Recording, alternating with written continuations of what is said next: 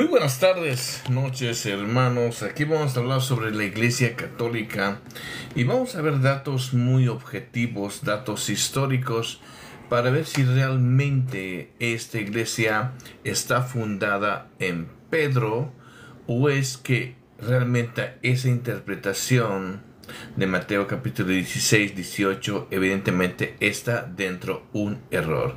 Ahora vamos a hablar sobre este tema. Vamos a ver cuándo aparece la Iglesia Católica. No es en el primer siglo, no es con Pedro, ¿vale? No es que Jesús funde la Iglesia Católica Romana, no lo es. Y ahora mismo eso lo vamos a demostrar. Pero vamos a tocar algunos puntos interesantes sobre historia, ¿vale?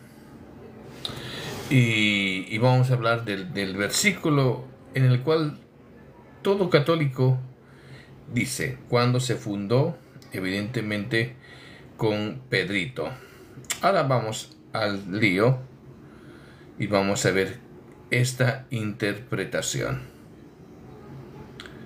Vale, muy bien. Así que te invito a que compartes este mensaje desde la pantallita, y más que todo esto lo voy a subir a YouTube, evidentemente. ¿Para qué? Para que haya gente en la cual defendamos realmente la fe. Así que en un minuto comenzamos.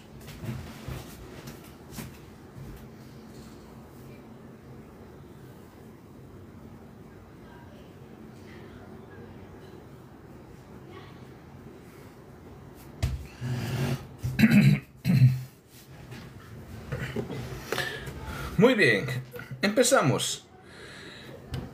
Siempre que preguntas a un católico cuándo se fundó su iglesia, el católico te va a decir Mateo capítulo 16, versículos 18. Dice: yo también te digo que tú eres Pedro, y sobre esta roca edificaré mi iglesia, y las puertas del Hades no prevalecieron contra ella.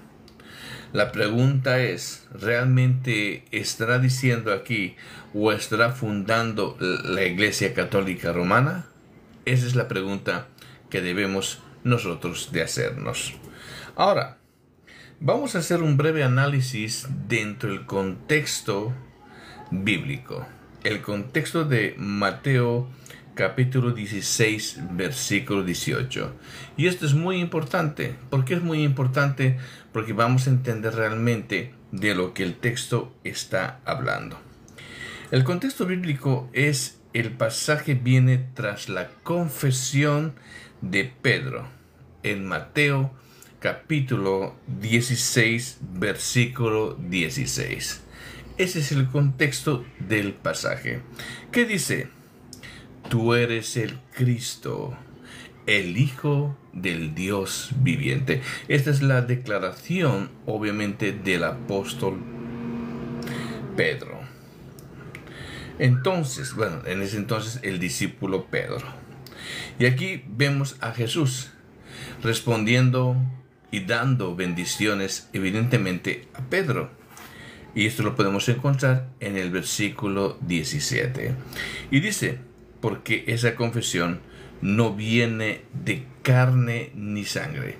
Esa confesión no viene ni de carne ni de sangre, sino de la revelación del Padre.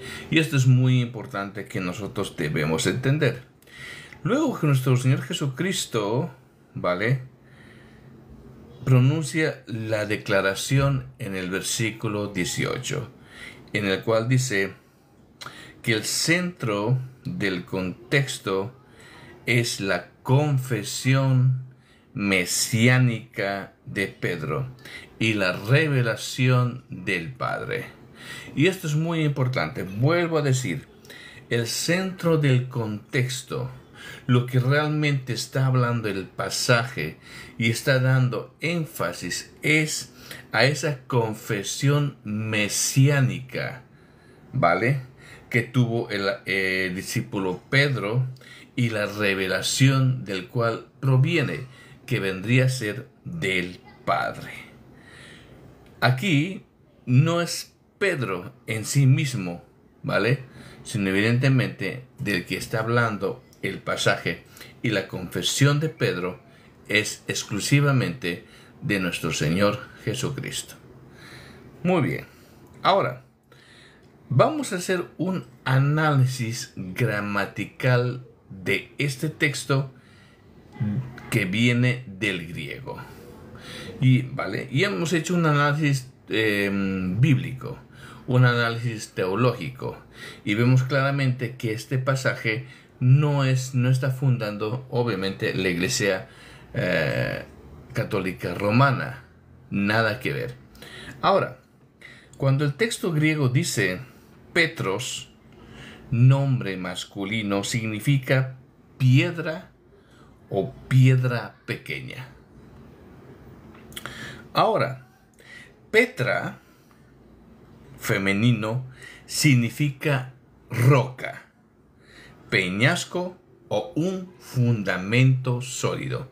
Esto es muy importante que nosotros debemos de decir. Jesús hace un juego de palabras en este texto y dice, tú eres Petros, piedra pequeña, y sobre esta Petra ya cambia el lenguaje y el significado, que significa roca, ¿vale? ¿Qué hemos dicho que significa roca en el griego? Un fundamento sólido. Un fundamento sólido. Entonces, sigo. Sobre esta Petra, sobre ese fundamento sólido, edificaré mi iglesia. La pregunta es, ¿ese fundamento sólido será Pedro o será Cristo? Y esto estoy haciendo un análisis gramatical del griego sobre este texto en particular. Entonces, vayamos a las interpretaciones, a las muchas interpretaciones sobre este texto. En sí voy a hablar de dos interpretaciones. Y hemos determinado que según la gramática del griego sobre este texto, roca es el fundamento sólido. Y todo esto apunta a que ese fundamento sólido evidentemente no es la piedrecilla, que es Pedro, sino vendría a ser el mismo Cristo. ¿Vale? Muy bien. Ahora, la interpretación católica, ¿vale?, y ortodoxa, y es esta, que Jesús está identificando a Pedro como fundamento visible de la iglesia. No olvidemos, ¿vale?, lo que roca quiere decir, ¿vale?, un fundamento sólido.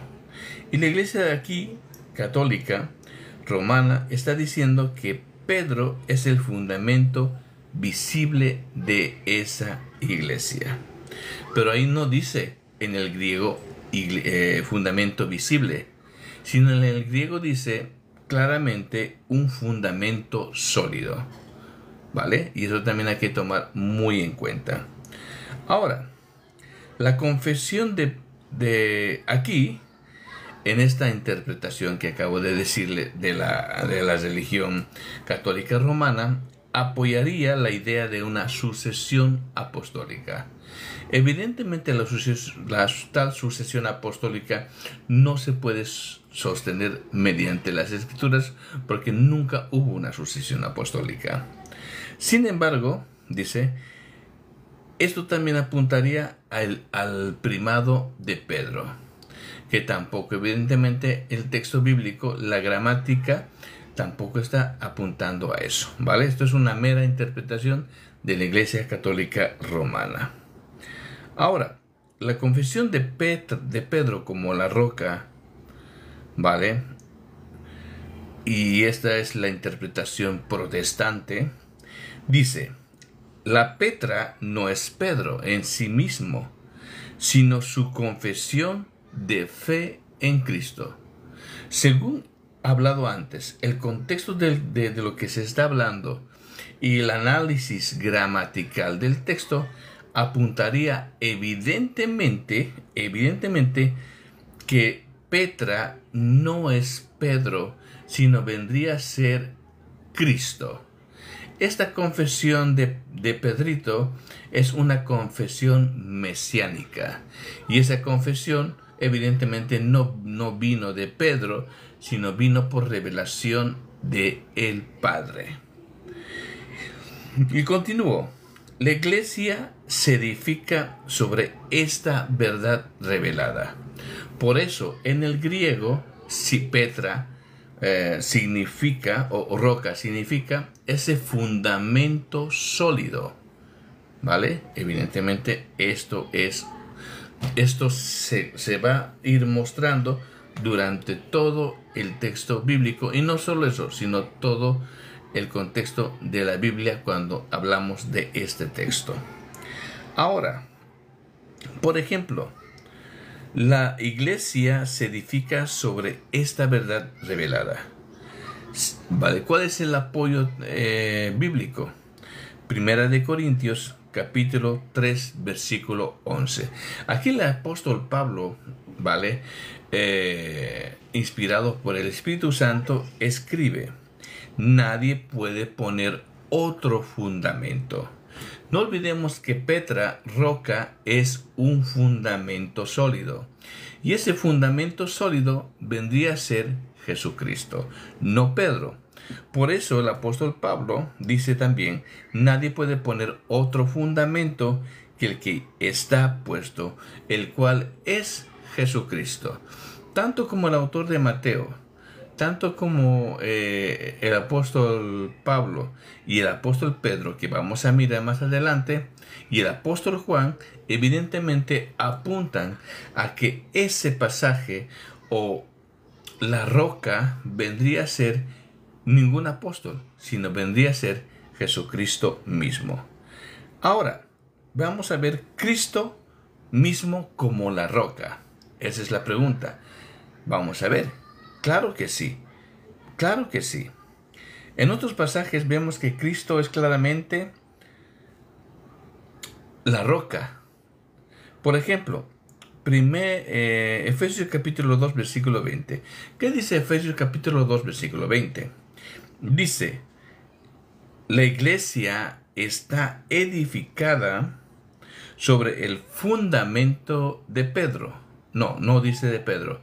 Dice el fundamento de los apóstoles y profetas, siendo Jesucristo la piedra angular. ¿Vale? Esa piedra angular.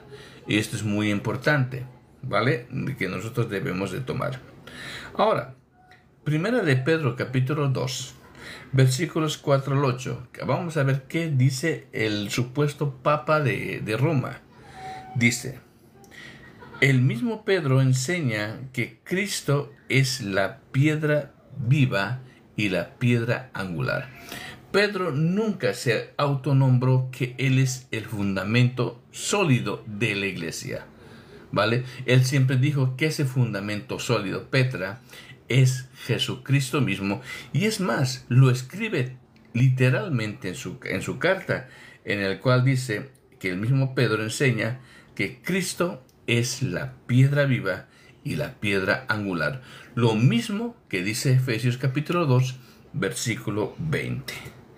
Aquí se muestra que el apóstol Pedro tiene un papel fundamental, pero compartía con los demás apóstoles, y siempre ellos están subordinados ¿a quién? Evidentemente a Cristo. Ahora, muy bien, aquí hemos terminado el análisis de Mateo capítulo 16, versículo 18, ¿vale? En el cual esa interpretación de los tiktokeros, que dice ahí comienza la Iglesia Católica Romana, no se sostiene. Pero la pregunta del millón: ¿realmente los padres de la iglesia pensaban esta locura? Vamos a ver. Mateo capítulo 16, 18. Orígenes. Orígenes está en el 254 en el siglo III, ¿vale? ¿Qué es lo que decía sobre la interpretación de Pedro? Él dice que cada creyente que confiesa a Cristo puede ser la roca. ¿Vale?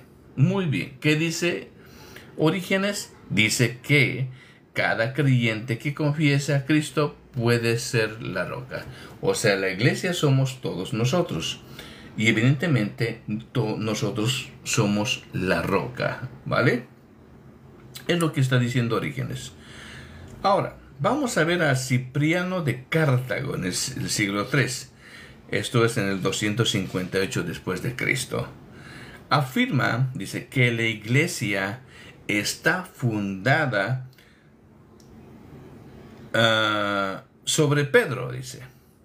Pero también dice que todos los obispos, ojito, todos los obispos participan en esta misma autoridad, ¿vale? No olvidemos lo que dice Pedro, que todos somos piedras vivas. Hay alguien que quiere subir. Voy a ver si realmente es católico, porque me interesa que los católicos evidentemente suban. A ver si es católico. Ah, Rebeca. Ah, Rebe, pero a ver, Rebe. Vale, Rebe. Rebe, te voy a subir, pero con la... con una... Casita, hoy en Hola. la noche voy a convocar convocatoria para hacer una guild party y estás invitado. El ¿Cómo, tema, cómo, cómo? como hicimos la otra vez, llevar el logo antifeminista de las toallas sanitarias han hecho más por las mujeres que el feminismo completo. ¿Estamos o no de acuerdo? De acuerdo, claro que sí. Ah, bueno, te quedas invitado para la noche. Va a haber guild party. Vale, muy bien, perfecto. Y les recuerdo que Casita de Dios estuvo en la primera Guild Party. Exactamente, yo estaba ahí presente. Vale, muy bien. Entonces me comprometo para ir ahí, ¿vale? Bueno, ahora no, el logo de Casa de Dios se cambiará a el logo que estamos poniendo. Las toallas sanitarias que harán por un hombre han hecho más por las mujeres que el feminismo. ¿Estamos o no de acuerdo? Exactamente. Tal cual, así es. Viva el patriarcado. Exactamente, vivan los hombres. Así mismo, muy bien. Nada, entonces nos vemos dentro de un rato. Bye. Vale, adiós. Muy bien, entonces sigo con la cuestión, ¿vale? Eh, Eusebio de Cesarea, ¿vale? Esto es del siglo IV. Estoy hablando de los padres de la iglesia, a ver si pensaban esta locura que dicen, ¿vale? Dice, interpreta la roca como la confesión de fe de Pedro en Cristo. En otras palabras, esa roca no es Pedro, ¿vale? Sino vendría a ser Cristo. Cristo es la cabeza de la iglesia, ¿vale? Muy bien. Entonces, Eusebio de Cesarea, evidentemente, sí hay mucha razón.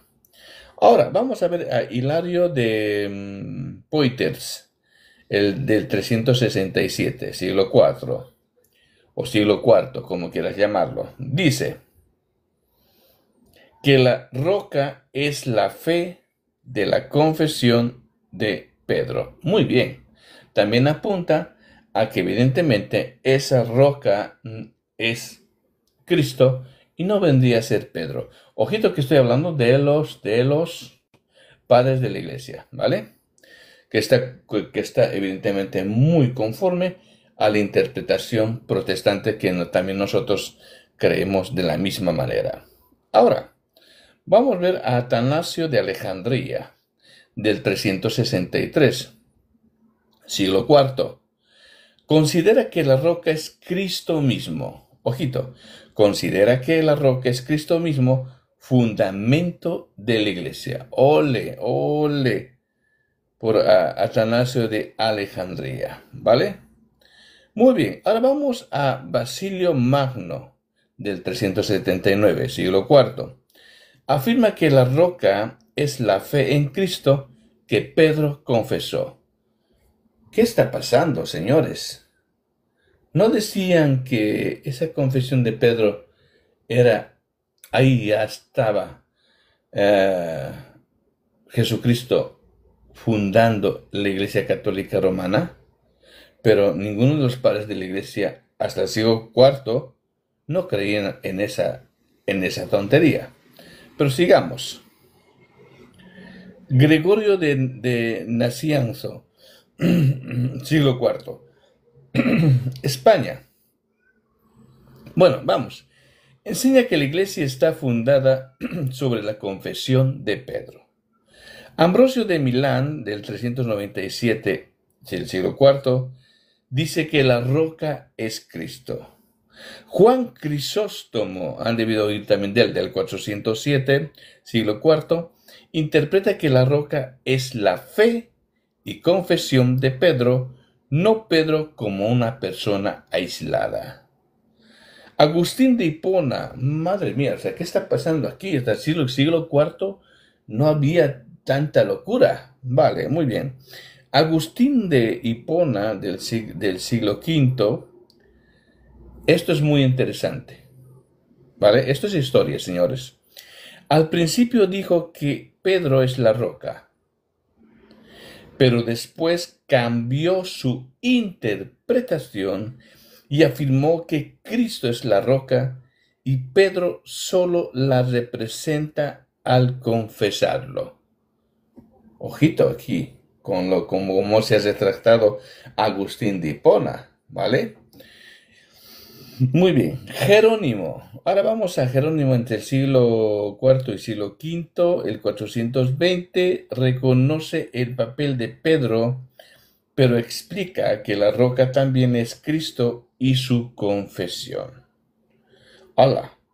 León Magno, del siglo V, del 461, dice, como Papa de Roma, dice, afirmo con claridad que la roca es Pedro, dice, y sus sucesores es una de las primeras bases fuertes del primado romano.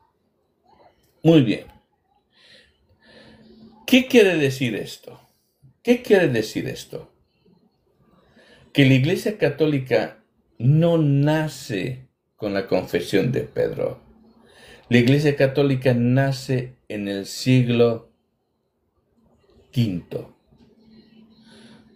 La Iglesia Católica Romana nace en el siglo V, ¿vale?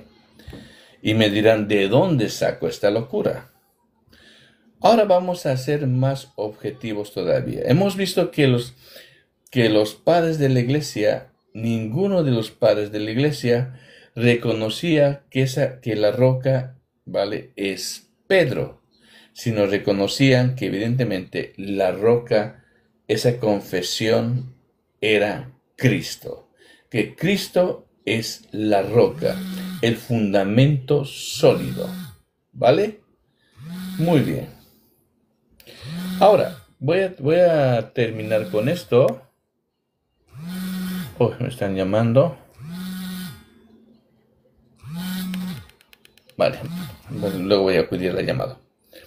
Vale, vamos a la iglesia en Jerusalén. Vamos a ver la historia de la iglesia del Nuevo Testamento. ¿Qué es lo que pasa en la iglesia del Nuevo Testamento? Vamos a ver que evidentemente la Iglesia Católica Romana no existía. ¿Vale? Entonces, ¿cuál es la primera iglesia que apareció? Hemos determinado primeramente que Mateo capítulo 16, versículo 18, dentro del contexto del capítulo y también ese análisis gramatical del texto, todo apunta que evidentemente esa roca es Cristo y no es Pedro. Sin embargo, todos los padres de la iglesia, han reconocido que evidentemente esa roca es Pedro. No. Eso quisieran los católicos. Han reconocido los padres de la iglesia que la roca evidentemente es Cristo. ¿Vale? Y todos están en base a la confesión de Pedro. Pero vamos a ver ahora la iglesia del Nuevo Testamento, ya que supuestamente esa iglesia romana que viene aquí atrás ya existía desde el siglo I. Prácticamente yo he dicho que la Iglesia Católica Romana aparece como institución en el siglo V y no en el siglo I, como los de TikTok dicen. Ahora voy a dar las bases sólidas para esto, pero hay alguien que quiere subir y si es católico, bienvenido. Aquí está. A ver, muy bien. Saludos, muy buenas tardes, caballero. Muy buenas tardes, señor. Quiero preguntarle, bueno, yo soy apologista católico y quise entrar porque me llamó la atención. De hecho pensaba que usted era católico porque vi una foto del Vaticano atrás de usted. Después cuando empecé a escuchar las barbaridades que estaba diciendo, dije, "Ah, no, este no es católico, es protestante". ¿De qué denominación protestante es usted? Disculpe. A ver, vale. ¿En qué barbaridades? ¿De los padres de la iglesia me dices? No, que diciendo que la iglesia católica no es la iglesia de Cristo, es la iglesia de Cristo. Y yo se lo puedo demostrar con Biblia y con historia. Para mí es muy fácil. La iglesia católica romana es la iglesia de Cristo. Muy bien, Y perfecto. fue fundada por Cristo, no fue fundada ni en el siglo V, ni en el IV, ni en el III, ni en el II. Y me llama la atención. Quiero que hagamos un análisis sobre Mateo 16, la perícopa de Mateo 16, de 16 a 18, ¿le parece? Sí, no hay problema. Por ejemplo, en la perícopa de Mateo 16, 18, cuando Jesucristo le dice a Pedro, le dice a Simón, y a ti te digo que tú eres Pedro, y sobre esta piedra edificaré mi iglesia. Ahí Jesucristo está diciendo que la iglesia la está edificando sobre Pedro. La iglesia no se edifica sobre Jesús, se edifica sobre Pedro. Le voy a decir por qué.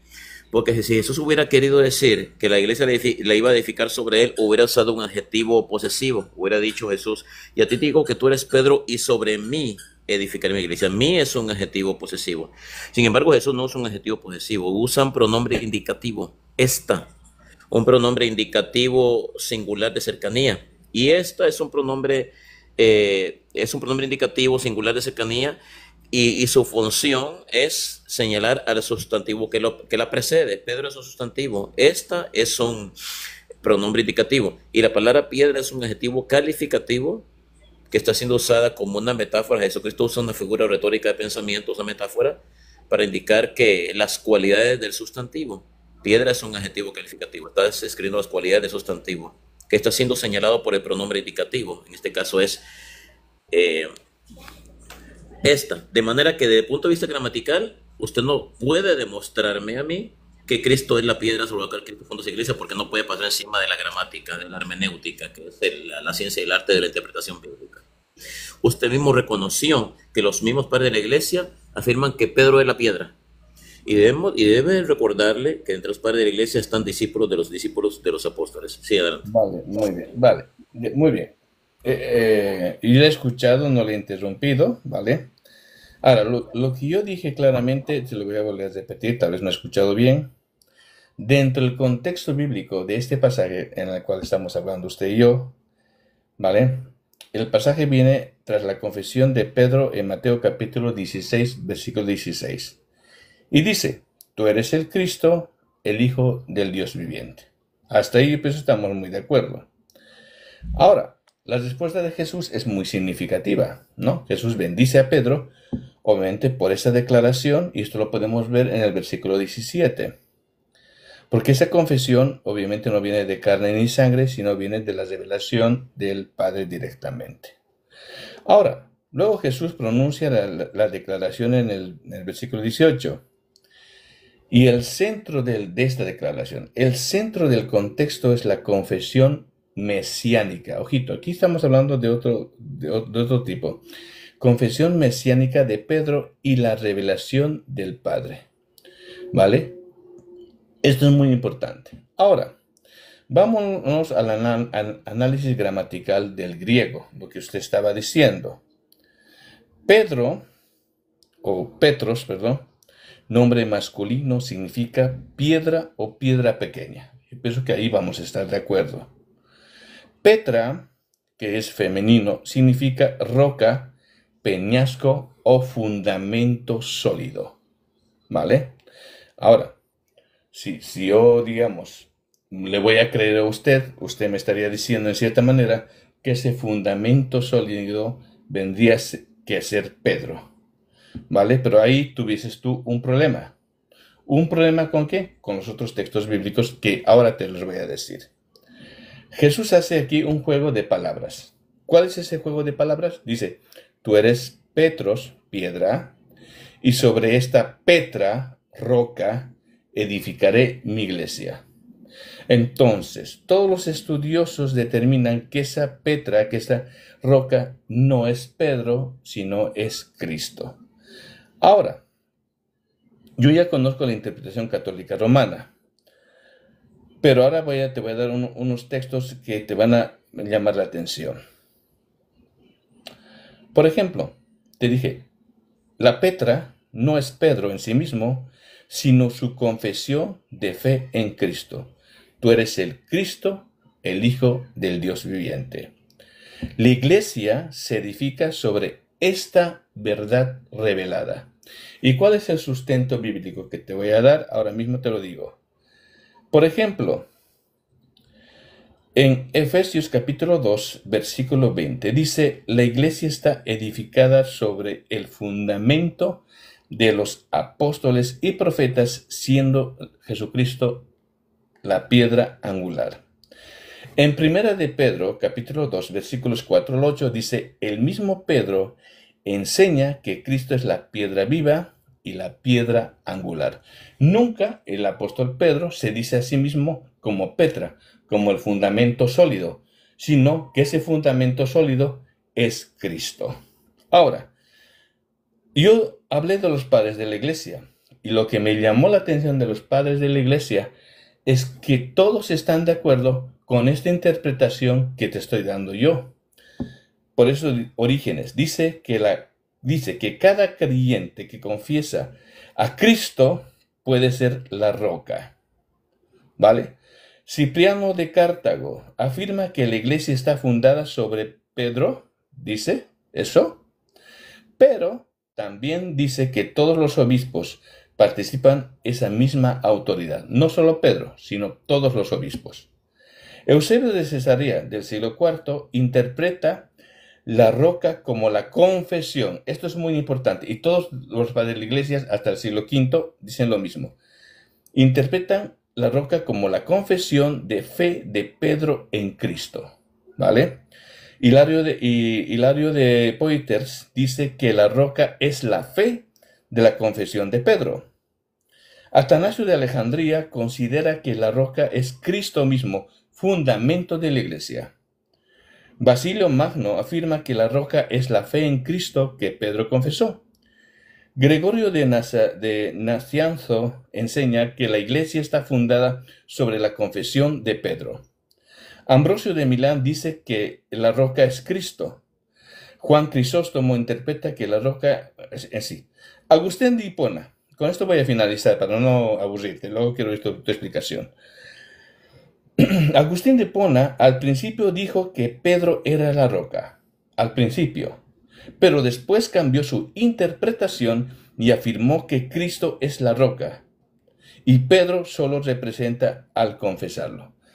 Ahora, la pregunta es, lo que tú primeramente dijiste, tú afirmaste una cosa que no se sostiene, obviamente, ni gramaticalmente, ni bíblicamente, ni tampoco los padres de la iglesia están de acuerdo con lo que acabas tú de afirmar. Que tú me demostrarías que evidentemente Pedro es ese fundamento sólido de la iglesia. Te escucho. Y tómate el tiempo que quieras, no te voy a interrumpir. Voy a tratar de ser breve. Bueno, en primer lugar, caballero, la palabra Petro no significa piedra pequeña. Con todo respeto que usted merece, eso es completamente falso. Si vamos al diccionario protestante conciso Holman, en la página 516, sobre el significado de Pedro o de Petro, dice roca. Pero no solo eso, dice líder de los 12 apóstoles. Ojo, líder de los 12 apóstoles de Jesús, predicador en Pentecostés, llevó el evangelio a los gentiles, temerosos de Dios. Cefas, o escuche, Cefas y Pedro ambos significan roca. Algo muy interesante acá es que dice que Petro significa roca, y que aparte de eso es el líder de los apóstoles.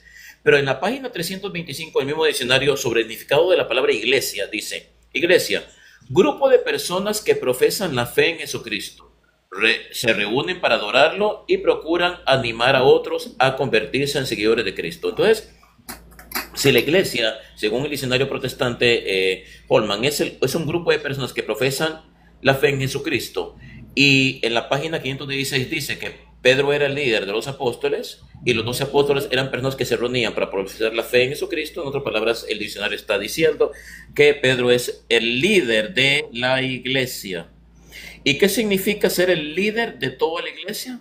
Eso es el papado, el pontificado. Eso es lo que creemos los católicos, que Pedro era el líder de la iglesia, tal como lo está con el mismo diccionario. Ahora bien, debemos de recordar que las palabras, el Evangelio de San Mateo fue escrito originalmente en hebreo, no en griego koiné.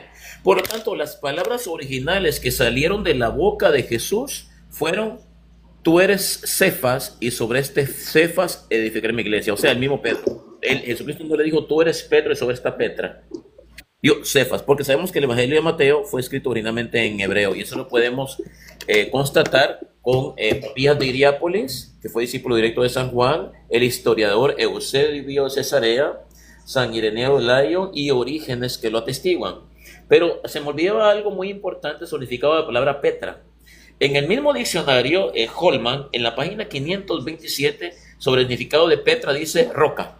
Ojo, en la página 516, sobre el significado de Petros, dice roca.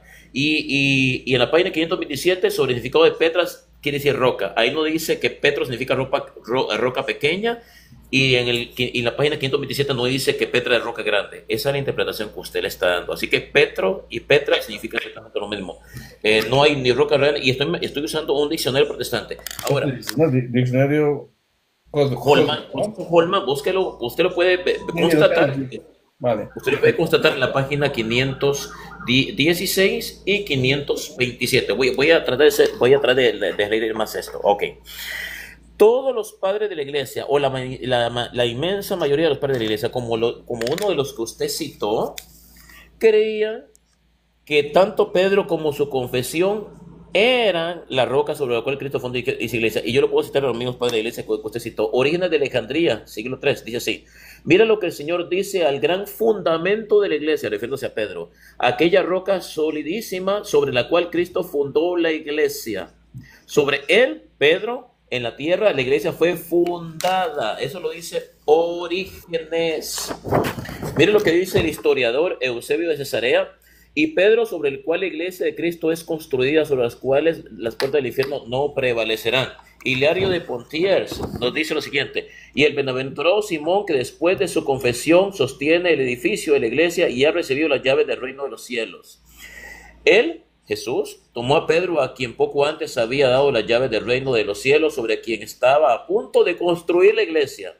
Epifanio de Salamina, Dídimo el ciego, Gregorio Nacianceno, Basilio el grande, Gregorio de Niza, Ambrosio de Milán, San Juan Crisóstomo, le llama Pedro el líder del coro en la fundación de la iglesia, San Jerónimo de Estridón, Ambrosiaster, San Agustín de Hipona, San Cirilo de Jerusalén, Teodoreto de Ciro. O sea, yo tengo documentos de más de 20 padres de la iglesia donde afirman que Pedro es la piedra sobre la que Cristo funda su iglesia. Pero algo interesante, esos mismos padres de la iglesia que dicen que Cristo fundó su iglesia sobre Pedro, también dice que Cristo fundó su iglesia sobre su confesión.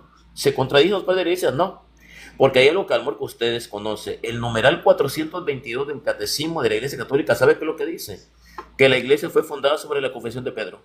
Así lo dice.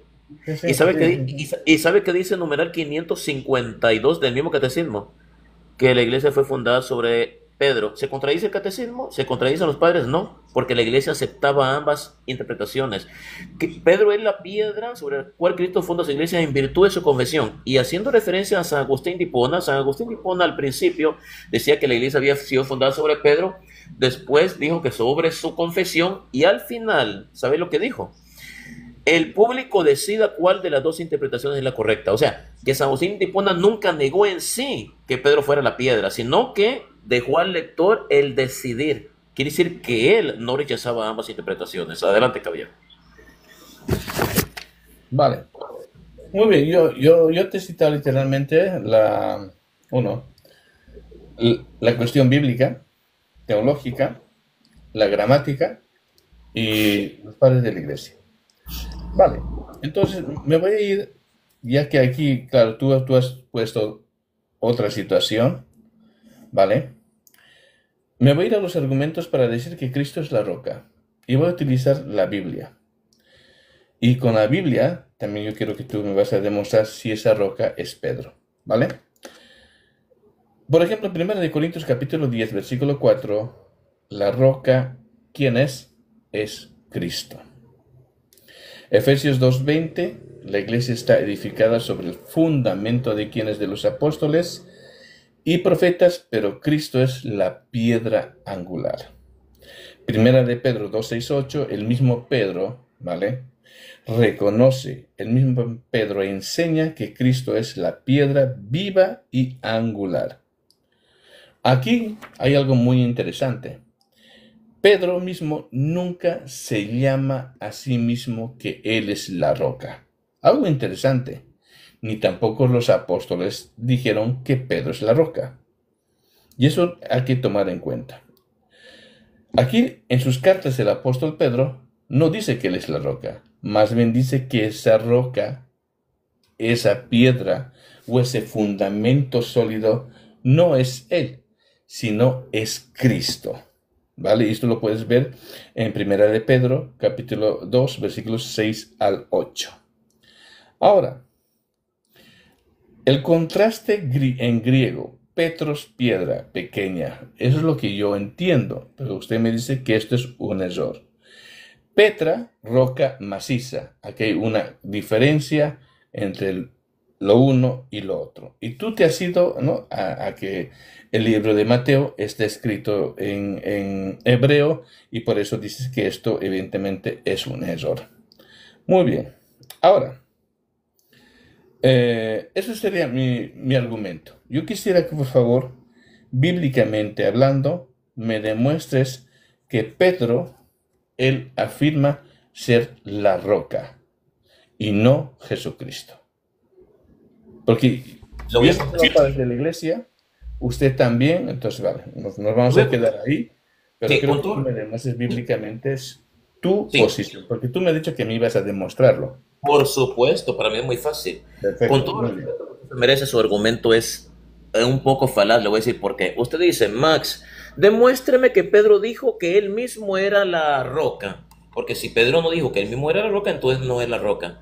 Eso se llama falacia del silencio. Eso no es verdad. Si bien es cierto, Pedro nunca dijo que él era la roca, no es necesario que él lo haya dicho. Jesucristo le dijo, tú eres la roca. Y eso basta y sobra. No. Ahora, yo puedo usar el mismo argumento en contra suya.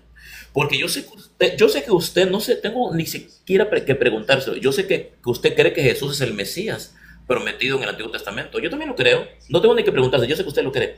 Pero yo puedo usar su argumento en contra suya y decirle, ¿en qué parte de la Biblia Jesucristo dice que Él es el Mesías prometido? En ninguna parte lo dice. ¿Sabía eso? Que en ninguna parte de Jesucristo dice que es el Mesías. Por lo tanto, Jesús no es el Mesías ni puede ser el Mesías.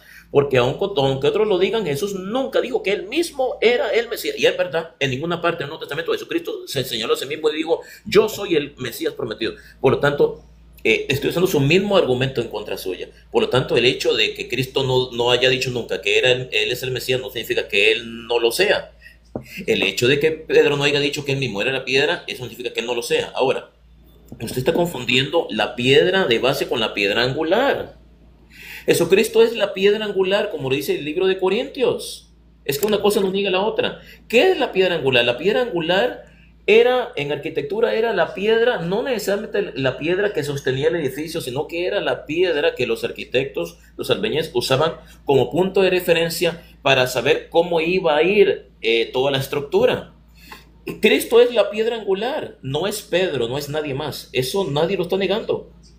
Cristo es la piedra angular, pero Pedro no es la piedra angular, Pedro es la piedra de base. Y vamos a dejar que el mismo San Basilio el Grande lo diga. Dice así San Basilio el Grande: el bendito Pedro, quien fue preferido antes de todos los demás discípulos, quien solo recibió un más grande testimonio y bendición que el resto, y a quien fueron confiadas las llaves del reino de los cielos. Cuando dice, escuche, cuando dice tú eres piedra, esta palabra le confiere un hermoso título de nobleza.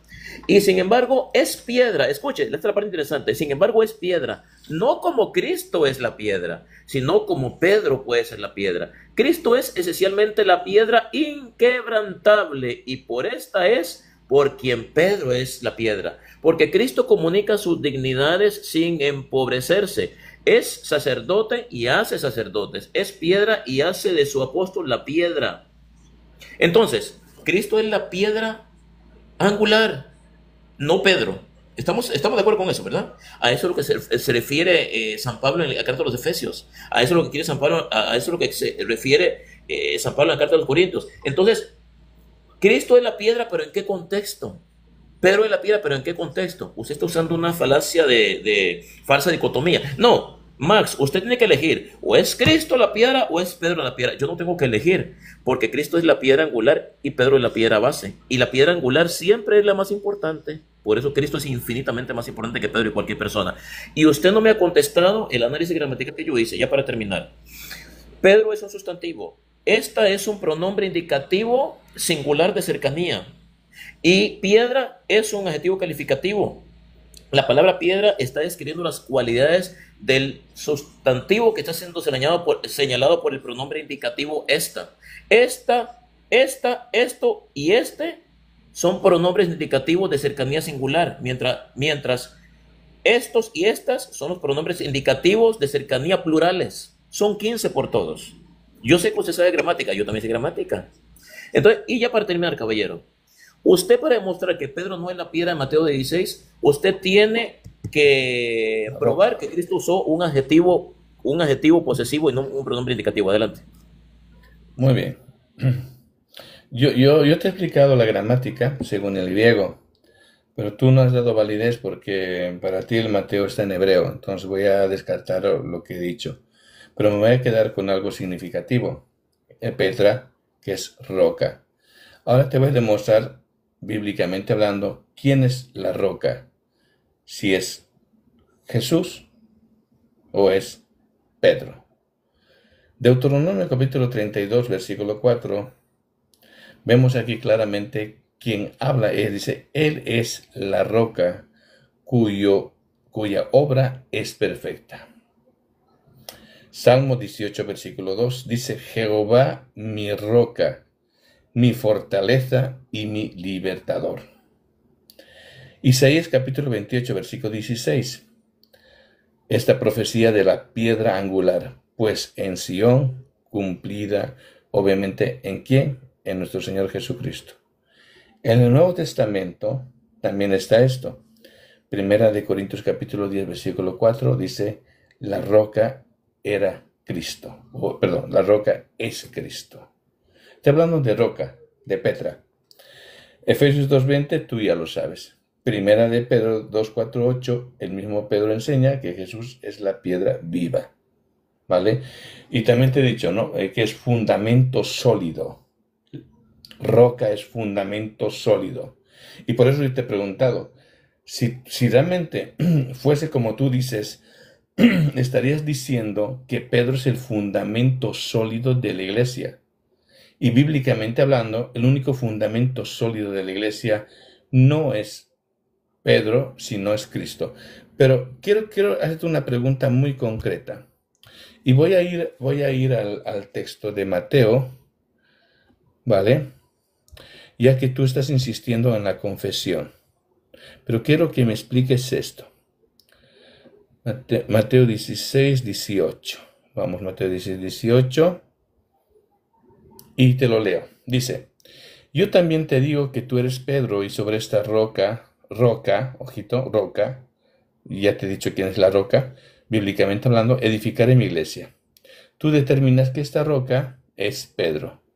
Ahora, de ese mismo Pedro, versículo 23, le dice a esa roca, ese fundamento sólido de la Iglesia Católica Romana, Jesús le dice, pero él, volviéndose, dijo a Pedro, quítate de delante de mí, Satanás, me eres tropiezo, porque no pones la mira en las cosas de Dios, sino en las de los hombres. ¿Me puedes explicar cómo es posible tú, según tu cosmovisión, que primeramente tú me dices que Pedro es esa roca, ese fundamento sólido de la iglesia, pero 3 versículos después le dice esta confesión a Pedro? ¿Cómo tú me explicarías esto? El versículo 23. Sí, perfectamente, gracias, te voy a explicar. Pedro estaba siendo tentado por Satanás, como puede ser tentado cualquier persona, cualquier líder puede ser tentado por el demonio. Y Pedro cayó en esa tentación. Pero lo que a usted se le olvida es que si bien es cierto, Cristo le dijo eso a Pedro, pero realmente las palabras estaban siendo dirigidas al demonio, no en sí a Pedro mismo, porque el demonio estaba tentando a Jesús, porque el demonio no quería que Cristo muriera en la cruz, porque el demonio sabía que si Cristo moría en la cruz, nos iba a salvar a nosotros, iba a destruir al demonio, al pecado y a la muerte. Y como el demonio sabía eso, el demonio usó a Pedro para tentar a Jesús. Pero lo que a usted se le olvida, caballero, es que en Juan capítulo 20, sí, regaste todo lo que quiera, pero una cosa, en Juan capítulo 21, Jesucristo lo restablece a Pedro y dijo, Pedro, ¿me amas más que a estos? Sí, Señor, yo te quiero. Apacienta mis corderos. Claro, no está hablando de animalitos de 4 patas. La palabra apacentar es un término bíblico que significa gobernar, dirigir, cuidar. Oh, después de que le dijo, aparte de mí, Satanás, le dijo, apacienta mis corderos. ¿Por qué entonces Jesucristo le dijo a Satanás, apacienta mis corderos, Señor, casa de Dios? Jesucristo lo reivindicó. Y la prueba es que Jesucristo le dijo solamente eso a Pedro, no se lo dijo a nadie más. Después de que Pedro lo negó 3 veces, Jesús aún así lo perdonó y lo reivindicó y le confió el cuidado de su iglesia y le dijo 3 veces, apacienta mis corderos. No se le dijo a ningún otro apóstol. Así que con todo respeto, eso refuta lo que usted acaba de decir. Segundo, yo no estoy inventando cuando digo que el Evangelio de San Mateo fue escrito originalmente en griego, en hebreo. No estoy inventando. Y a las pruebas me remito, caballero. Papías de Hierápolis, en la historia eclesiástica de Eusebio de Cesarea. Eusebio de Cesarea, el historiador Eusebio de Cesarea, que debemos de recordar que él escribió 10 tomos sobre la historia del cristianismo de los 3 primeros años, cita a Papías de Hierápolis, que sabemos por la historia que fue discípulo directo de San Juan. Y dice Papías de Hierápolis, Mateo compuso su discurso en hebreo y cada cual lo fue traduciendo como pudo. San Ireneo de Lyon, en su carta contra las herejías, libro 3, numeral 1.1, dice, Mateo, que predicó a los hebreos en su propia lengua, también puso por escrito el evangelio cuando Pedro y Pablo evangelizaban y fundaban la iglesia. Orígenes de Alejandría, en su libro, en su comentario sobre Mateo, libro 1, Historia Eclesiástica por Eusebio de Cesarea, libro 6, capítulo 25, numeral 4, dice así, Orígenes. Acerca de los 4 evangelios que también son los únicos que no se han discutido en la iglesia de Dios que está bajo el cielo, por tradición he aprendido que el primero que se escribió fue el evangelio de Mateo, quien fue algún tiempo recaudador y después apóstol de Jesucristo, y que lo compuso en lengua hebrea y lo publicó para los fieles procedentes del judaísmo. Y el mismo historiador Eusebio de Cesarea, en su libro Historia Eclesiástica, libro número 3, capítulo 24, numeral 6, dice lo siguiente Eusebio. Por su parte, Mateo, que en primer lugar predicó a los hebreos cuando ya estaba por dedicarse también a otros, expuso por escrito su evangelio en lengua materna, sustituyendo de este modo por escrita la falta de su presencia en medio de aquellos de los que se alejaban. Entonces tenemos el testimonio de cuatro padres de la iglesia, Y lo que llama poderosamente la atención, que uno de ellos es historiador y el otro fue discípulo directo de los apóstoles, donde confirma que el evangelio fue escrito en hebreo. Y no solo eso, el mismo evangelio de San Juan, que debemos de tomar en cuenta con que el evangelio de San Juan fue escrito en griego, koiné, San Juan introduce la palabra hebrea cefas dentro del texto. Leamos, Biblia Reina Valera, Juan capítulo 1, versículo 42, dice así: y le trajo a Jesús, y mirándole Jesús dijo: tú eres Simón, hijo de Jonás, tú serás llamado Cefas, que quiere decir piedra. ¿Por qué San Juan no usó la palabra Petros en el texto griego? Si San Juan escribió en griego, ¿por qué usa la palabra Cefas, palabra hebrea? Porque San Juan está haciendo énfasis que Jesús le dijo a Simón Cefas, no le dijo Petros. Y para terminar, la enciclopedia británica, que sí, son sus propios hermanos, la enciclopedia británica de 1985, que es la enciclopedia evangélica, no católica, dice así: aunque en el pasado algunas autoridades han considerado que el término roca se refiere al mismo Jesús o a la fe de Pedro, el consenso de la gran mayoría de los eruditos hoy en día es que se debe interpretar el entendimiento más obvio y tradicional, a saber, que roca se refiere a la persona de Pedro. Eso lo dice su propia enciclopedia británica, 1985. Le comprobé con los padres de la iglesia que el evangelio fue escrito originalmente en hebreo, y también se lo comprobé con el mismo evangelio de San Juan, capítulo 1, versículo 42, con su misma Biblia Reina Valera. Bueno, caballero, me tengo que retirar. Gracias por darme la oportunidad de participar en su en vivo. Que Dios me lo bendiga. Y me gustaría, le voy a ser sincero, me gustaría tratar con usted otros temas, no solo este. Y también quiero invitarlo a un debate formal por TikTok, pero un diálogo multitemático. Usted escoge 3 temas, yo escojo 3 temas, yo le interrogo a usted 10 minutos por cada uno de esos temas, y usted me interroga 10 minutos por cada uno de esos temas, con tiempos intercalados y con un moderador. ¿Qué le parece? La próxima semana, si Dios lo permite. ¿Cree que pueda? Sí, yo generalmente, más que todo puedo los días sábados, ¿vale? Es donde, digamos, tengo un tiempo. Usted está en España, ¿verdad? Sí, España. En Sí. España ya son las 11 de la noche con 17 minutos. No, las 12 y 17. 12 y 17, sí. ¿Usted de qué confesión evangélica es? ¿De qué iglesia? No, yo soy pentecostal. Pentecostal Trinitario, ¿verdad? Claro que sí. Mira, tiene que ser a una hora donde en España no sea muy tarde. ¿A qué hora puede debatir usted? Dígame qué hora. A ver, mira, así para tener, bueno, yo tengo una niña de 4 años que siempre está conmigo, entonces para tener un poquito más de tiempo, y estar tranquilo a partir de las 11 de la noche, hora española. Perfecto, entonces sería a las 5, el próximo sábado a las 5 de la tarde, hora de Nueva York, o 11 de la noche, hora de España. Le voy a dar un ejemplo. Usted me interroga a mí 10 minutos sobre la virginidad perpetua de María. 10 minutos. En esos 10 minutos usted y yo vamos a conversar, como ahorita estamos conversando. Sí. Y usted me va a hacer todas las preguntas que usted pueda hacerme en esos 10 minutos. Yo le tengo que contestar en 10 segundos, no puedo pasarme los 10 segundos, 15 lo más. Usted tiene derecho a cortarme. Si usted cree que yo me estoy demorando mucho, tiene derecho. No más, ya me contestó. Siguiente pregunta, macho, respóndame esto y vamos a conversar. Terminan sus 10 minutos, yo le hago... yo lo voy a interrogar 10 minutos sobre la sola escritura. Se acaban los 10 minutos, se me interroga 10 minutos sobre el papado. Así. El debate duraría 1 hora. ¿Ve? No es un debate largo, un debate corto. Usted me interroga 30 minutos, yo 30 minutos, con tiempo de intercalados. El debate duraría 1 hora. Yo voy a escoger, estos son los 3 temas que escojo yo. ¿Quiere escoger usted primero o quiere que los escoja yo? De los temas que yo voy a... Sí, no, a ver, es que lo que me llama la atención es eso, ¿Qué le ¿no? llama la atención? Es un diálogo. Es un diálogo, ¿no? Y de temas, digamos, bueno, bastantes temas. O sea, 6 temas en 1 hora, pero son 10 minutos por tema. Temas, ¿no? 10 minutos por tema es 1 hora. El debate sería corto, 1 hora. ¿Ves? Parece como que es demasiado, pero no es 1 hora. Son 10 minutos por tema. ¿Ves? Es para hacer esto más dinámico, para salir de los debates tradicionales de exposición, refutación, contrarrefutación. ¿Ya me entiende? Algo dinámico. Yo sé que la gente lo va a decir. Nunca lo he hecho esto. No, Pero siempre no hay ningún problema, ¿vale? Vea, escoja 3 temas que usted domine, vea. Esos son los 3 temas por los cuales yo lo voy a interrogar a usted. Vale. Yo lo voy a interrogar a usted sobre la Iglesia Católica. Mi premisa es que la Iglesia Católica fue fundada por Cristo. Obviamente yo le voy a hacer preguntas sobre la Iglesia Católica. Usted va a tener que demostrar que si no es Cristo, la fundó otro. El otro tema que yo lo voy a interrogar a usted va a ser sobre la iglesia evangélica. Mi premisa es que la iglesia evangélica no es la iglesia de Cristo. Yo le voy a interrogar de mito sobre la iglesia evangélica. Y mi tercer tema sobre el cual yo lo voy a interrogar a usted va a ser sobre la sola escritura. Voy a mostrar que la sola escritura es una falsa doctrina. Y usted obviamente va a defender la sola escritura. Esos son los tres temas que escojo yo. Excelente.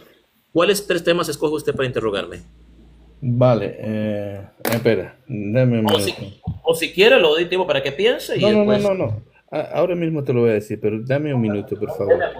Yo lo voy a apuntar. Dame un minuto, voy a buscar aquí tengo yo un temario. Más que usted domine mucho, que a usted le guste. Sí, Sí, dame un minuto. A ver.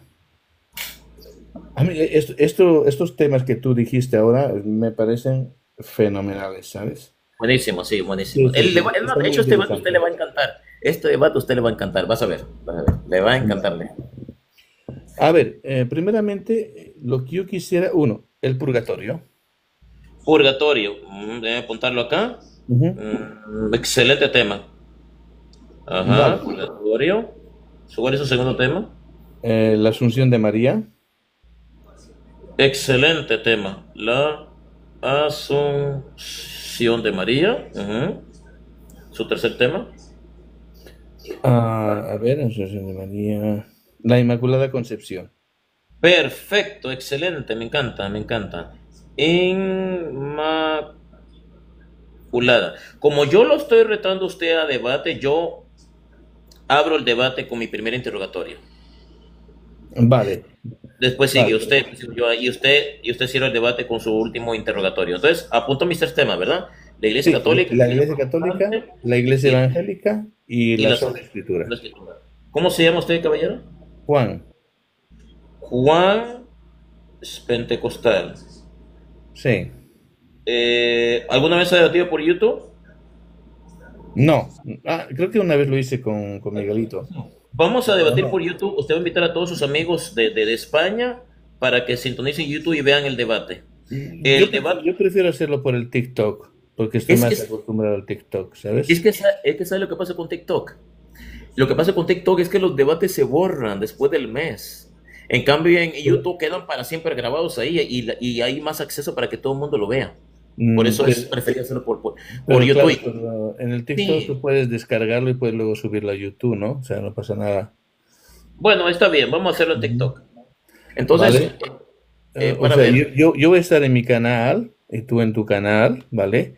Así para que yo también lo tenga evidentemente este debate ahí, ¿no? Para poderlo subirlo también si con tu autorización a mi plataforma de YouTube y viceversa, ¿no? ¿Te parece? Entonces, me parece bien, mira. Entonces, el diálogo debate será el próximo sábado 23 de agosto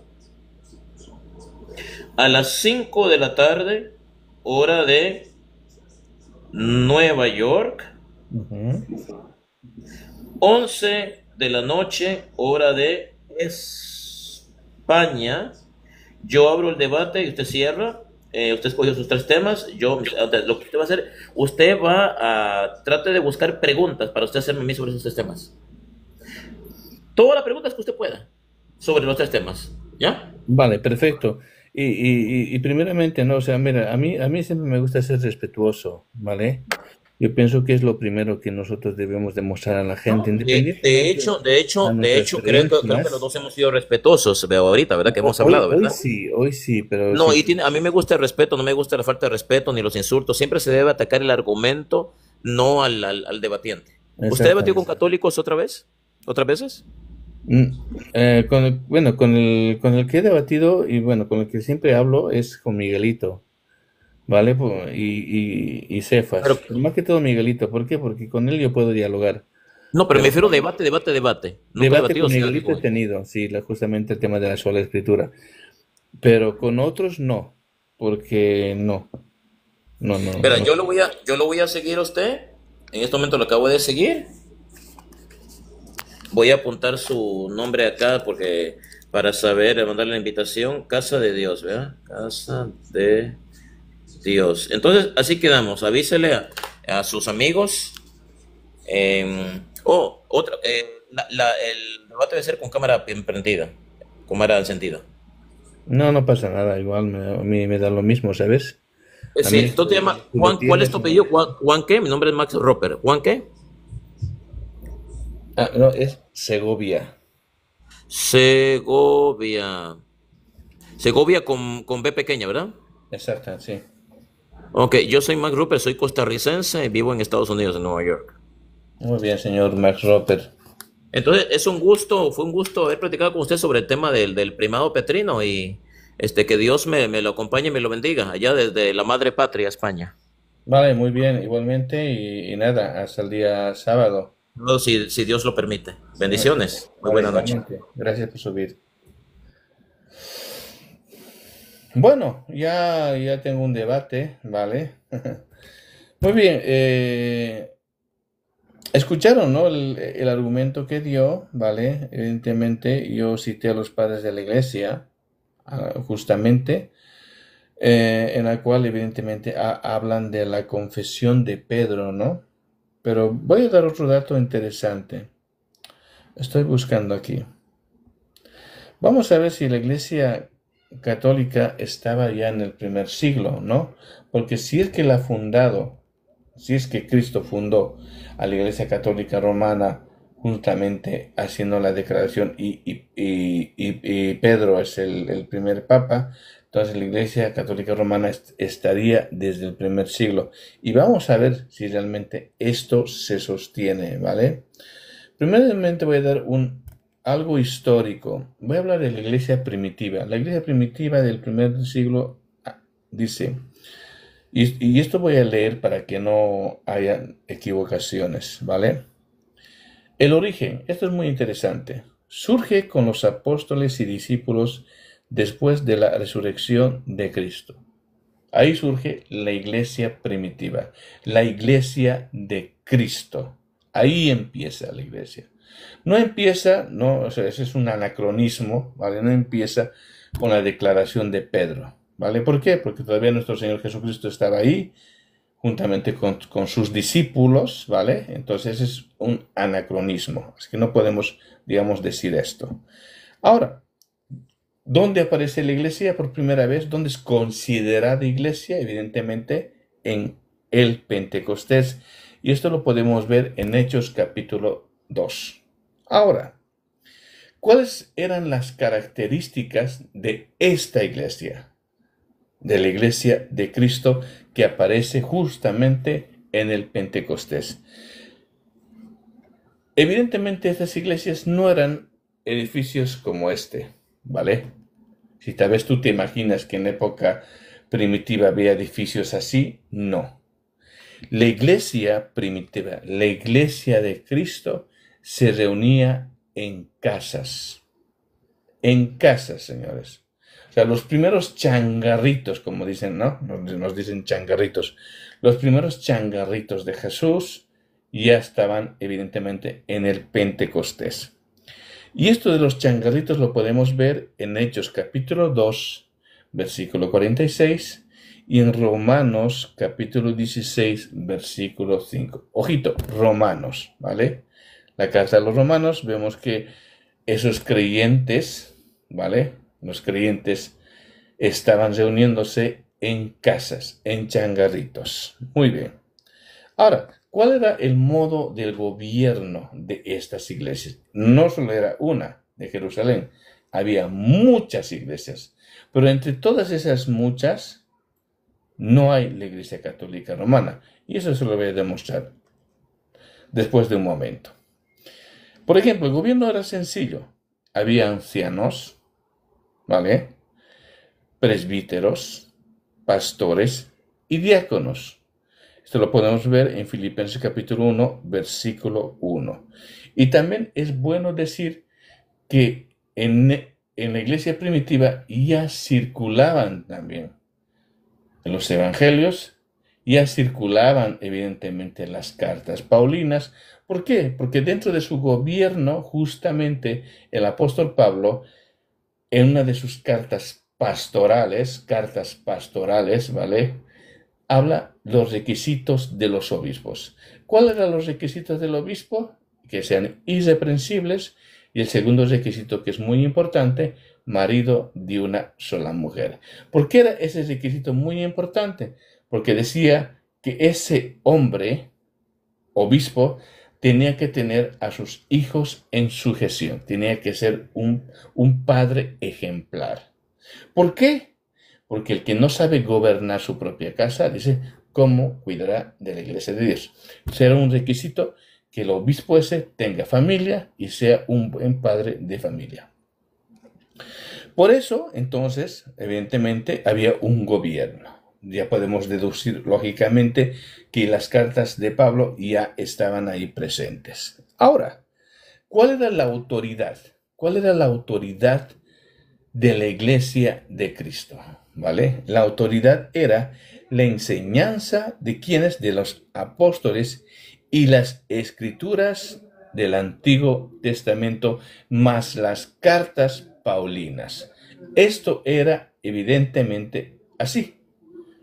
Ahora voy a ir a la iglesia romana un poquito. Por ejemplo, los dogmas marianos, purgatorio, infabilidad papal, celibato, ¿vale? Solamente por dar ejemplo, mira, 5 dogmas.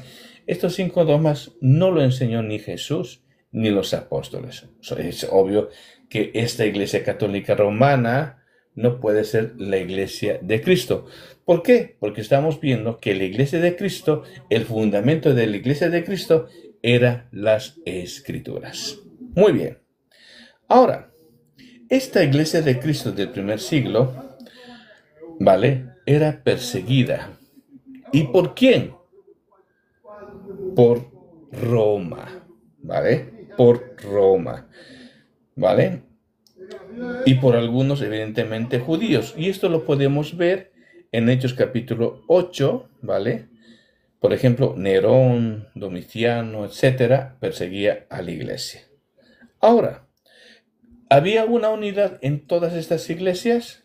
Claro que sí, pero esa unidad no era un papa, porque no había papas en ese entonces.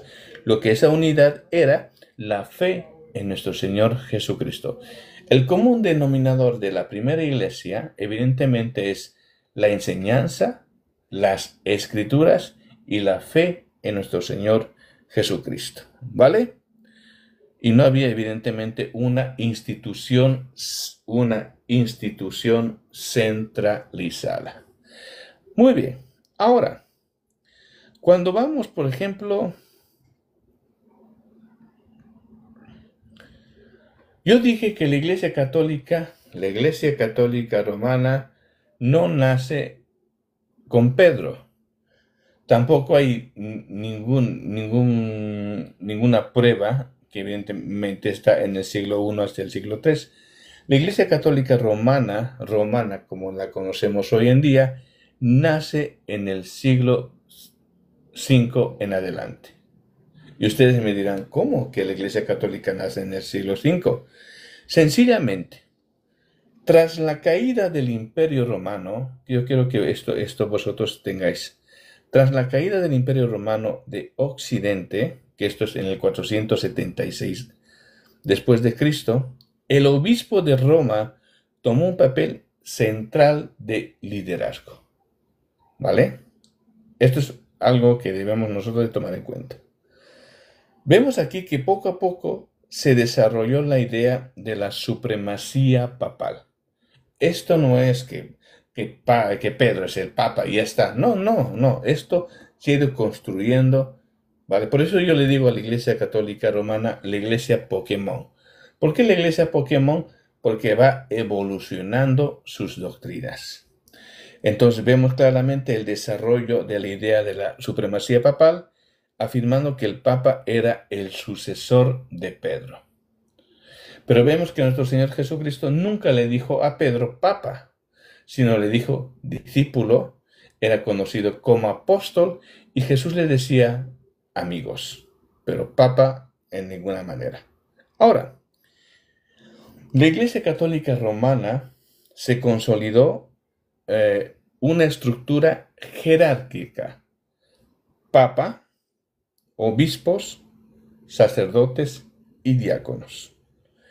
Luego implementan la liturgia. La liturgia, evidentemente, en la misa que nosotros conocemos en latín. ¿Vale? Muy diferente lo que estoy diciendo esto, no tiene nada que ver con la iglesia primitiva. Ahora, aparecieron prácticas que no estaban en la iglesia apostólica.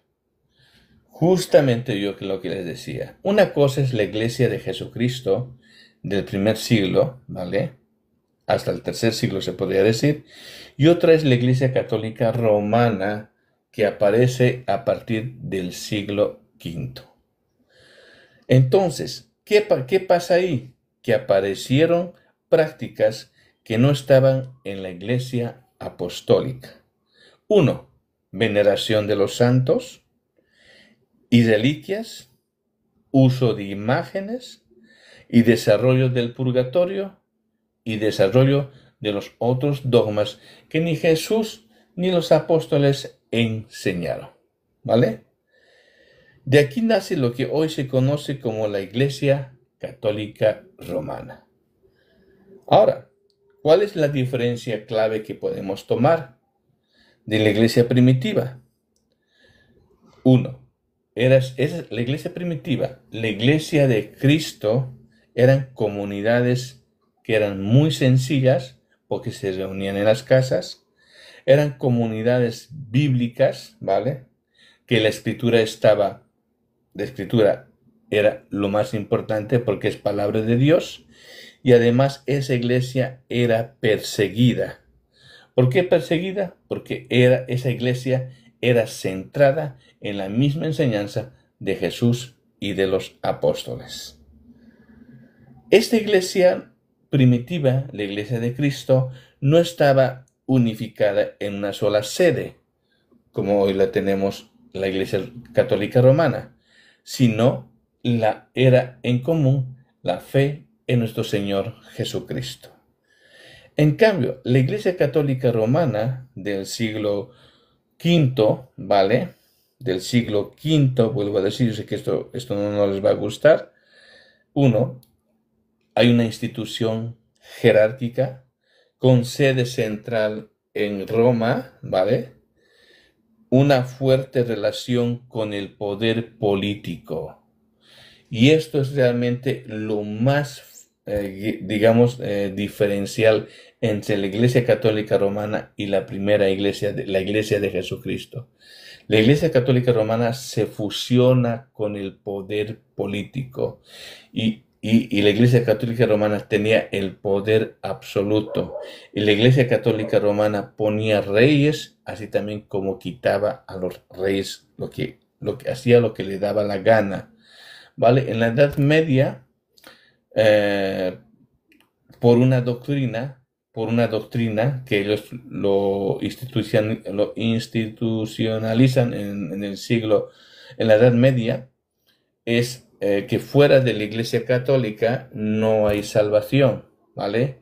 Por eso esta Iglesia Católica, que estaba unida con el poder político, en otras palabras, era muy poderosa, gracias a este dogma ha perseguido a los herejes, ha perseguido a los judíos, ha perseguido a los musulmanes, ha perseguido a los protestantes, ¿vale?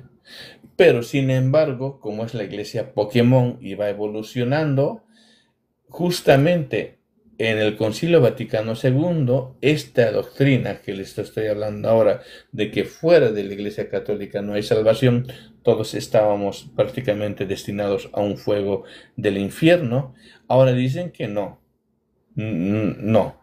que sí hay salvación fuera de la Iglesia Católica Romana, ¿vale? Eso es una contradicción, claro que es una contradicción. Muy bien, entonces ya hemos hecho un pequeño resumen sobre la iglesia, ¿vale? Primitiva y la iglesia romana del siglo V. Ahora, la pregunta, ¿qué iglesias estaban en el Nuevo Testamento? ¿Vosotros creéis que estaba la iglesia católica romana? Claro que no. Evidencia bíblica e histórica, ¿vale? ¿Por qué digo histórica? Porque el libro de Hechos de Hechos está considerado como un libro histórico. No olvidemos que, ¿vale?, dentro de la teología sistemática. Por ejemplo, la iglesia en Jerusalén fue la primera comunidad cristiana. Hechos capítulo 2, versículos 41-47. Esta iglesia estaba formada principalmente por judíos. ¿Vale? No había romanos ahí. Ahora, ¿fue liderada por quién? ¿Por Pedro? Esto es interesante. Fue liderada por los apóstoles, ¿vale? Por los apóstoles. Pero había alguien que estaba de encargado y ellos tenían un obispo. Y ese obispo no era Pedro, sino ese obispo de la iglesia de Jerusalén era Santiago. Y esto, el hermano del Señor. Y esto lo podemos ver en Hechos capítulo 15, versículo 13. ¿Por qué cito Hechos capítulo 15? ¿Vale? ¿Por qué cito Hechos capítulo 15? Porque es el primer concilio, y este concilio es el concilio de Jerusalén. ¿Qué pasaba en el concilio de Jerusalén? Que había judíos que se habían convertido al cristianismo, en el cual había cierto comportamiento de los gentiles que se habían convertido al cristianismo, en el cual los judíos le estaban diciendo a los gentiles que se tenían que circuncidar. ¿Para qué? Circuncidar para, evidentemente, la salvación. Muy bien. Luego aparecen las iglesias en Judea y en Samaria. Ojito. Y esto, evidentemente, después de la persecución por la muerte de Esteban. ¿Vale? Aquí se ve claramente, por ejemplo, Cornelio, Hechos capítulo 10. ¿Vale? Luego aparece la iglesia en Antioquía. Eso también lo podemos ver. Antioquía es Siria. ¿Vale? Y esta iglesia es muy importante. ¿Por qué? Porque allí se predicó también a quienes, a los gentiles. No solo era la predicación a los judíos, vemos, sino también a los gentiles que vivían en esos lugares. Y esto lo podemos ver en Hechos capítulo 11, versículos 19 al 26. Luego, esta fue la iglesia que envió a Pablo y Bernabé en sus viajes misioneros. Una cosa muy importante, el apóstol Pablo, ¿vale?, es el apóstol que ha fundado más iglesia que todos los apóstoles, ¿vale? Ahora, por ejemplo, en los viajes, en su primer viaje misionero, Hechos capítulo 13, versículo 14, vemos la iglesia de Chipre, de Salamina, Pafos, Asia Menor, Antioquía de Priscila, Iconio, Listra, Derbe, ¿vale? Evidentemente esta iglesia no existía, ¿vale? En su segundo viaje misionero de Hechos capítulo 15, versículo 36 o Hechos capítulo 18, versículo 22, vemos la iglesia de Filipos, Tesalónica, Berea, Atenas, Corinto, ¿vale? Y esto está todo en el libro de Hechos. Evidentemente esta iglesia no existía. Ahora, en su tercer viaje misionero, Hechos capítulo 18 al 23, Hechos capítulo 21, versículo 14, vemos también la iglesia de Éfeso, Hechos capítulo 19, ¿vale? Y vemos claramente también la iglesia de Galacia y Macedonia. Muy bien. Ahora, vamos a ver la iglesia en Asia Menor, la iglesia de Apocalipsis capítulo 2, versículo 3.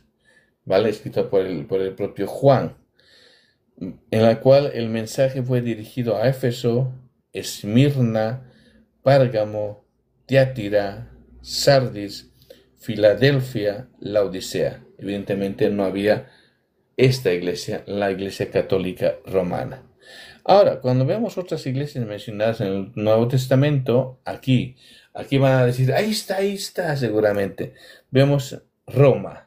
¿Vale? La carta a los romanos, capítulo 1, versículo 7. Pero esa comunidad de cristianos no era los cristianos católicos romanos, ¿vale? Uno, tampoco estaba fundada esa iglesia por Pedro, ¿vale? Eso es solamente algo añadido ahí. ¿Por qué? porque no hay una prueba objetiva. Por ejemplo, en la carta a los romanos, el deseo de Pablo era ir a esa iglesia. Si esa iglesia de Roma hubiese sido fundada por el apóstol Pablo, por el apóstol Pedro, evidentemente Pablo no tenía nada que hacer. ¿Por qué? Porque ya había ido un apóstol a fundar la iglesia. Pero sin embargo, esa iglesia no la fundó ningún apóstol, sino era un grupo de creyentes cristianos que se reunían en Roma, ¿vale? Y esto viene del Pentecostés. ¿Por qué? Porque en el Pentecostés, en el capítulo 2, vemos que había mucha gente de todas las partes del mundo, incluyendo Roma, ¿no? Y esos fueron, evidentemente, convencidos por el Evangelio, y es más, eran ya parte de la iglesia. Y obviamente toda esa gente que estaba ahí tenían que retornar a sus lugares. Y es evidentemente que ahí se cree que esa comunidad de romanos que se reunían en casas, no en templos como esto, eran ese grupo del Pentecostés. Muy bien, y también vemos a Gálatas capítulo 2, o la carta obviamente, Colosas, la carta de Colosenses, también veremos a Creta, vemos la carta de Tito 1:5, Chipre, Macedonia y muchas iglesias más. ¿Vale? Y todas estas iglesias, vuelvo a decir, tenían un común denominador, y ese común denominador era que todas esas iglesias se reunían en las casas. Muy bien, hasta aquí hablé de los padres de la iglesia, ¿vale? Hablé de los padres de la iglesia y cité a los padres de la iglesia. Y hasta el siglo V, donde aparece la iglesia católica, ninguno decía o afirmaba que la roca, Petra, era Pedro, ¿vale? Todos decían que evidentemente hablaban de la confesión de Pedro, que esa roca evidentemente es Cristo. Y di nombres de los padres de la iglesia, ¿vale? Entonces yo pienso que los padres de la iglesia no se pueden contradecir. Si vamos a citar palabras de ellos, evidentemente, y mi amigo citó otras palabras, pero bueno, cada uno saque sus propias conclusiones. Solo voy a decir esto. A ver, ya se me perdió el dato. Lo siento. Bueno, es igual.